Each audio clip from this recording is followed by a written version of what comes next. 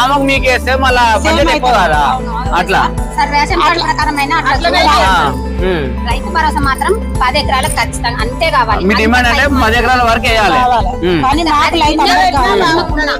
రైతుకు ఎన్నో ఇట్లా ఇప్పుడు నరేంద్ర మోడీ లెక్క పెట్టినా బాగానే ఉంటది కానీ పథకం అది ఆలోచించి ఎవ్వడు తిట్టకుండా ప్రతి మనిషి కూడా చూడాలి అట్లా పెట్టగలిగితే ఇప్పుడు 30 ఎకరాలు 40 ఎకరాలు ఉన్న వాళ్ళని వస్తున్నారు కానీ పేదవాళ్ళు మేము నష్టపోతున్నాం. అందరూ కొట్టేది మా నెత్తులే. అందరూ రైతులు